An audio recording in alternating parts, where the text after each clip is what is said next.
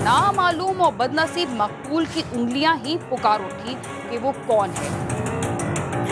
मकतूल सारा जल गया था, लेकिन सिर्फ उसकी 2 उंगलियां जो थी वो बाकी बची थी। इसको पहले नीम की गोलियां दी और इसको फिर ग्राउंड में ले जा के छुरियों से मारा।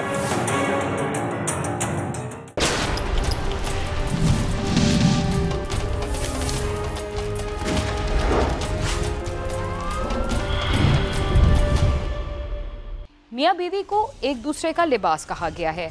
वो दुख सुख के साथी होते हैं और उनका रिश्ता बाहमी एतमाद पर चलता है। हर शौहर चाहता है कि उसकी बीवी बावफा और अच्छे चाल चलन की मालिक हो। घर गृहस्थी चलाने के लिए वो मेहनत करता है ताकि उसके घर में खुशियों का माहौल कायम हो। बीवी भी यही चाहती है कि उसका शौहर उससे बिल्कुल उतना ही वफादार हो जितनी वो उसके साथ वफादारी करती है। इसके बावजूद कुछ खवातीन अपने खाविन से उसकी बिसात से बढ़कर उम्मीदें कायम कर लेती हैं। सुहाने ख्वाब देखने में तो कोई हर्ज नहीं, मगर ऐसी खवातीन में से कई अपने ख्वाब पूरे करने के लिए जिंदगी की गाड़ी को ऐसे पथरीले रास्तों की तरफ मोड़ देती हैं जहां जाने के बाद ना तो जिंदगी का सफ़र पूरा होता है और ना ही वो गाड़ी सलामत रहती है जिस पर वो सफ़र की ख्वाहिशमंद होती है। शादी से पहले हर लड़की की ख्वाहिश होती है कि वो उस घर में ब्याह कर जाए जहां उसे बाबुल के अंगना से भी ज्यादा सुख मिले। खाविन की आमदनी इतनी हो कि वो उसे चांद तक ले जाने की ताकत रखता हो, मगर ये भी हकीकत है कि हर ख्वाब या हर ख्वाहिश पूरी नहीं होती। इसीलिए हमेशा चादर देखकर ही पाँव फैलाने चाहिए, बल्कि ख्वाब भी अपनी हैसियत के मुताबिक ही देखने चाहिए ताकि वो पूरे हो सकें और अगर टूट जाएं तो कोई दुख ना हो। लाहौर में एक फैक्ट्री मुलाजिम की बीवी के ऐसे ही ख्वाबों ने उसे तबाही और बर्बादी की राह पर गामजन कर दिया, जिसका अंजाम पूरे घराने के लिए भयानक साबित हुआ। आइए जानते हैं कि पुरआसाए जिंदगी की ख्वाहिश एक घराने को कैसे ले डूबी।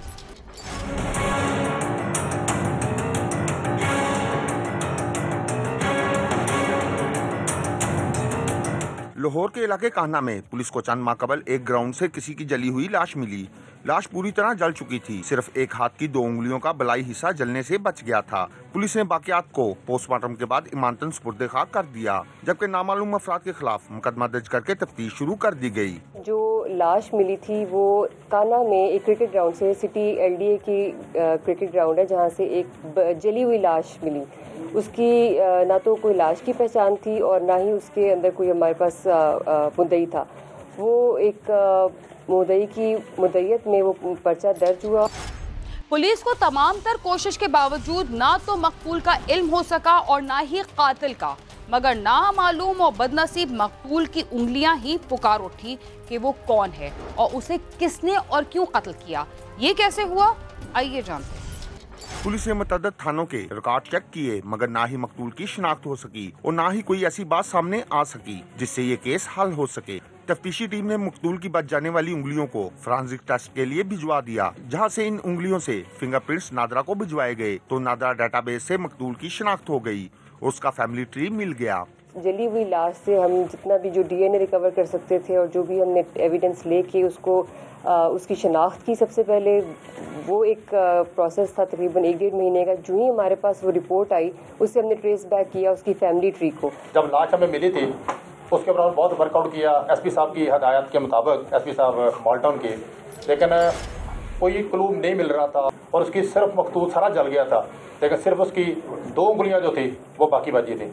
उन 2 उंगलियों पे हमने उनको उसका जो ट्रेस करने के लिए SP साहब के हुक्म के मुताबिक उनको नादक कर भेजा और वहाँ से उनका जो फैमिली ट्री था जब मिला तो लाश अबूजर नामी शख्स की थी जिसके रिश्तेदार कामोकी और गुजरांवाला के रहायशी थे। पुलिस ने उनसे राब्ता किया तो मालूम हुआ कि अबूजर लाहौर की एक फैक्ट्री में काम करता है और अपनी बीवी और एक मासूम बच्ची के हमरा कान्हा के इलाका में रहायश पजीर है। पुलिस ने अबूजर की बीवी मुजम्मल से राब्ता किया और उससे अबूजर के मुतालिक पूछने पर उसने आएं बाएं करना शुरू कर दिया। पता चला कि ये जो मकतूल था इसका नाम अबूजर था। इससे पहले तो मैं ये भी नहीं पता था कि ये शख्स कौन है, कहाँ से आया है और ये इसकी फैमिली कहाँ पे है। वहाँ से जब पता चल गया इसकी फैमिली जो है वो तहसील कामोकी, ज़िला गुजरांवाला और कोटली मोहारा गांव का नाम है।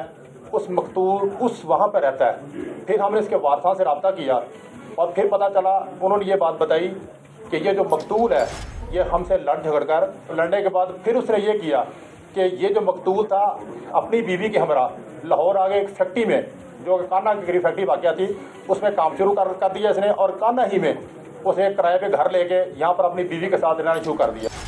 अंधा क्या मांगे दो आंखें। पुलिस को मकतूल की बेवा की बौखलाहट से एक सुराग मिल गया। पुलिस ने इस सुराग पर काम किया तो कत्ल का मुअम्मा भी हल हो गया।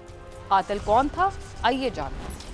पुलिस ने मुजम्मल की बातों से मशकूक होकर मुजम्मल और अबूजर के फोन का डाटा निकलवाया तो मुजम्मल के डाटा में उस्मान नामी एक नौजवान का नंबर मशकूक करार पाया, जिस पर मुजम्मल का काफी अरसे से राब्ता चला आ रहा था। पुलिस ने उस्मान को हिरासत में लेकर पूछताछ की तो उसने अबूजर के कत्ल का इतराफ कर लिया। पुलिस ने उसकी निशानदही पर उसके साथी असद और मकतूल की बेवा मुजम्मल को भी गिरफ्तार कर लिया है।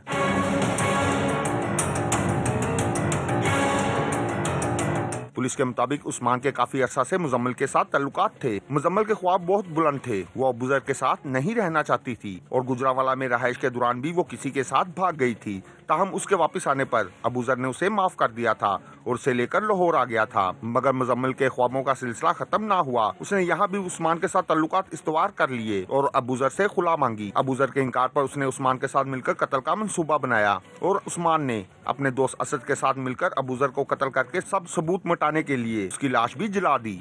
जो सारी स्टोरी सामने आई वो ये थी कि उसकी जो मकतूल है उसकी बीवी उसका जो एक फ्रेंडशिप थी एक लड़के के साथ जो उसे शादी करना चाहती थी और ये एक हर्डल था बीच में। तो उसने अपने उस फ्रेंड के साथ मिल के इसको पहले नींद की गोलियां दी और इसको फिर ग्राउंड में ले जा के छुरियों से मारा उन दोनों बंदों ने, और उसके बाद पेट्रोल डाल के लाश को जला दिया। तो ये बेसिकली एक बिल्कुल ब्राइंड मर्डर था। अबूजर अपनी बीवी के लालच और सुहाने ख्वाबों की भयानक ताबीर बन गया।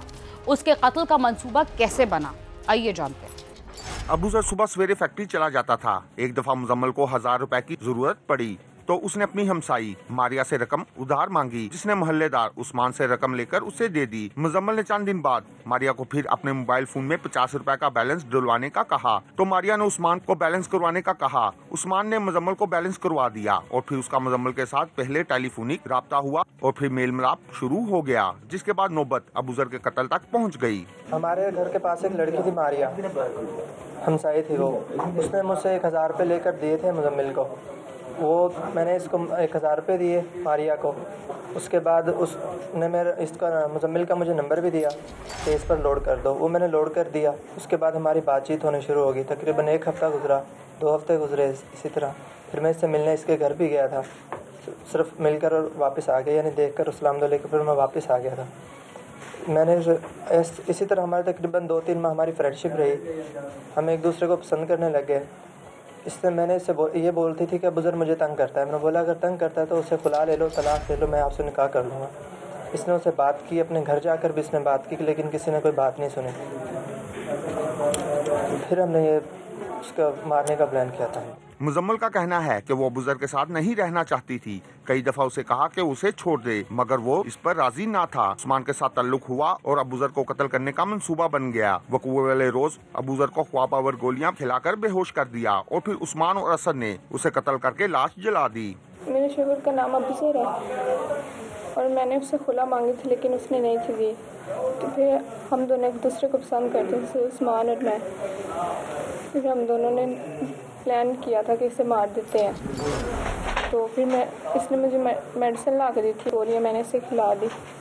फिर ये लोग वहाँ से लेके थे उसे, उस्मान और असद। मैं उसे पसंद नहीं करती थी, इसलिए। शादी की ज़बरदस्ती हुई थी? नहीं।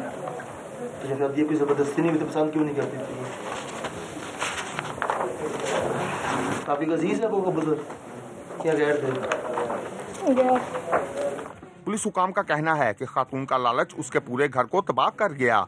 मुलजमान से तफ्तीश जारी है। जल्दी चालान मुकम्मल करके अदालत में भिजवा दिया जाएगा और मुलजमान को इबरतनाक इंजाम तक पहुंचाया जाएगा। कैमरामैन अली मुस्तफा के साथ आमिर शहजाद, समा, लाहौर।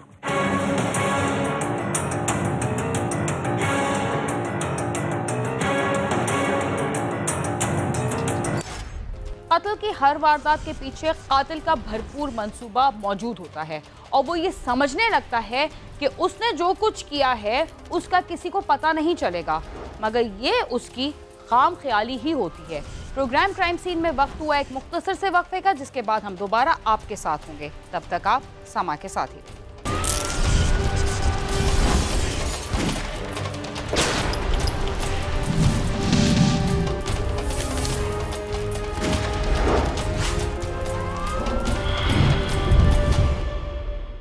प्रोग्राम क्राइम सीन में एक बार फिर खुशामदीद। वालिदैन की सिर्फ इतनी ही जिम्मेदारी नहीं होती कि बच्चों को अच्छे स्कूल या कॉलेज में तालीम के लिए भेजें और उनकी तालीम पर उठने वाले अखराजात का बर वक्त बंदोबस्त करें, बल्कि उनकी ये भी जिम्मेदारी बनती है कि वो अपने बच्चों पर नजर रखें। उनको इस बात पर भी नजर रखनी चाहिए कि उनकी दोस्ती कैसे लोगों के साथ है और वो अपना टाइम किन मशागिल में सर्व कर रहे हैं। अगर बच्चे वालिदैन से आंख चुराकर गलत रास्तों पर चल पड़ें तो उनके साथ वालिदैन को भी परेशानियों का सामना करना पड़ता है।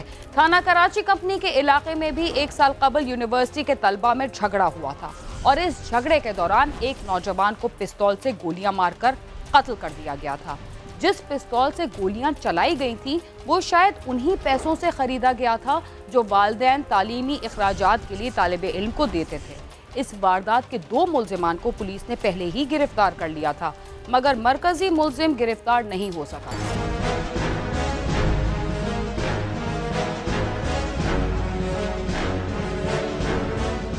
वालिदैन को चाहिए कि वो अपने बच्चों को स्कूल, कॉलेज या यूनिवर्सिटी भेजकर अपनी जिम्मेदारियों से नजर ना चुराएं, बल्कि उनकी दोस्ती किन से है और वो किन मामलात में कैसे चलते हैं इन पर नजर रखें, वरना कभी कभी ये नौजवान कत्ल जैसी संगीन वारदातों में भी मुलव्विस हो जाते हैं। जिम्मेदारी इसमें वालिदैन की है। वालिदैन को चाहिए कि वो बच्चों के ऊपर नजर रखें, उनकी सोसाइटी देखें, वो किन के साथ उनका उठना बैठना है, ये बहुत जरूरी है। आजकल के दौर में नजर ना रखने का नतीजा यही निकला जो हुआ। गलत सोसाइटी में चले गए, झगड़े शुरू हो गए, मर्डर हो गया, यही नतीजा है। जुबैर और काशिफ आपस में दोस्त थे। जुबैर इस्लामी यूनिवर्सिटी का तालिब इल्म था, जबकि नवीद टैक्सी ड्राइवर था। काशिफ एक लड़का था जो किप्स एकेडमी में पढ़ता था, उसका दोस्त था जुबैर। जुबैर और काशिफ आपस में दोस्त थे। जुबैर जो है वो इस्लामी यूनिवर्सिटी का स्टूडेंट था, जो नवीद है वो एक आम टैक्सी ड्राइवर था। इनका आपस में रहते ये एक जगह पे ही थे सारे, G8 में।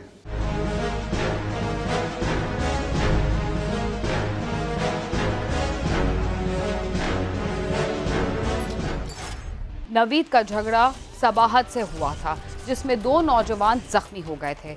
झगड़े को खत्म करने की कोशिश नहीं की गई, बल्कि सबाहत अपने 2 दोस्तों को लेकर नवीद के पीछे उसकी रिहाइश पर पहुंच गया और उसे गोलियां मारकर कत्ल कर दिया।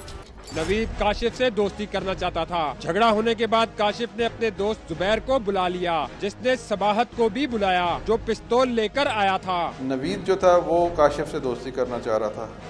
वहाँ पे किप्स एकेडमी में वो आया, वहाँ पे इनका थोड़ा सा झगड़ा हुआ।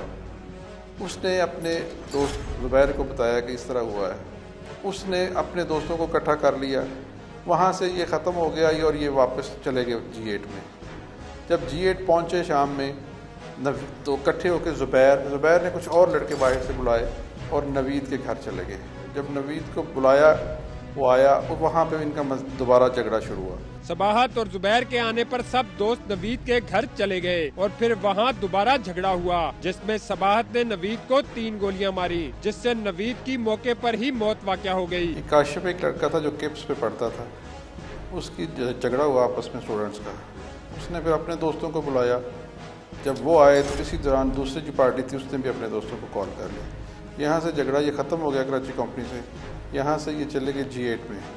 G8 में उन्होंने, जो काशिफ था उसने किसी को कॉल की, एक सबाहत नाम का लड़का जो कुछ अपने आप को डॉन बनने की मूड में था, वो आ गया।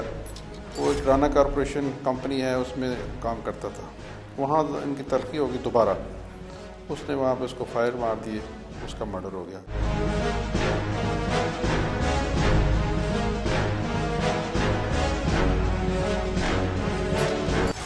पुलिस ने सबाहत के दोनों दोस्तों काशिफ और जुबैर खान को गिरफ्तार कर लिया था, मगर सबाहत फरार हो गया था, जिसे बाद में इश्तिहारी करार दे दिया गया। सबाहत गुजरात का रिहायशी था और आवारा मिजाज था। लड़ाई झगड़ों में बढ़ चढ़ कर हिस्सा लेता था। पुलिस ने नवीद के कत्ल के बाद काशिफ और जुबैर को गिरफ्तार कर लिया था, जबकि सबाहत मौके से फरार हो गया था और बाद में इश्तिहारी करार दे दिया गया। इनके पीछे जो लड़का सबाहत था वो स्टूडेंट नहीं था, उनको कॉल पे वो आया, वो थोड़ा सा आवारा टाइप था। उसने आते ही उसको फायर मारे, 3 फायर उसको लगे, जिससे उसका उस मौके पे ही डेथ हो गई थी। वहाँ से वो भाग गया। फिर बाकी जो उसके 2 साथी थे उनको हमने पहले गिरफ्तार किया, उनसे तफ्तीश हुई। उसके बाद ये एक पीछे रह गया था, ये फिर भाग गया, ये गुजरात का रहने वाला था। 1 साल के बाद फिर हम इसके पीछे थे, फिर उसको हमने ट्रेस किया और गुजरात से इसको गिरफ्तार किया। पुलिस को 1 साल बाद सबाहत के हवाले से इत्तला मिली, जिस पर पुलिस ने उस जगह छापा मारकर सबाहत को 1 साल बाद गिरफ्तार कर लिया, जिसने अपने कत्ल का एतराफ भी कर लिया। पुलिस टीम ने पहले जब हमने उसके घर रेड किया तो पता चला कि वो घर में भी नहीं है। फिर हमने उसके टेलीफोन नंबर CDRs वगैरह लिए, वो भी बंद थे। हम अपनी तरफ करते रहे कोशिश। आखिर में अभी थोड़े दिनों पहले हमें पता चला कि इसकी लोकेशन दोबारा उस इलाके में आ रही है, जिस पे हम दोबारा हमने एक टीम दी तश्कील और जाके वहाँ पे उसको फिर गिरफ्तार किया। तालिबे इल्मों के दरमियान होने वाले इस झगड़े का अंजाम कत्ल की वारदात निकला। एक नौजवान कत्ल हो गया, जबकि 3 जेल चले गए। सबाहत भी अब 1 साल के बाद जेल की सुलाखों के पीछे है और कातिल कहलाता है, जो नौजवानों के लिए इबरत का निशान है। कैमरामैन सद्दाम मलिक के साथ नईम जंजुआ, समा, इस्लामाबाद। नौजवानों की ना तो इतनी सूझबूझ होती है कि वो नफ़े और नुकसान का अंदाज़ा लगा सकें, और ना ही उन्हें इस बात का अंदाज़ा होता है कि किसी जुर्म के बाद उसकी सज़ा भी भुगतना पड़ेगी, जिसकी वजह से बहुत सारे नौजवान जराइम की दुनिया में कदम रखते हुए इस बात का भी ख्याल नहीं करते कि उनके माँ बाप के दिल पर क्या गुजरेगी। इसके साथ ही क्राइम सीन अपने इख्तिताम को पहुंचता है। अगर आप हमसे रब्ता करना चाहते हैं तो हमारा पता है cs@sama.tv।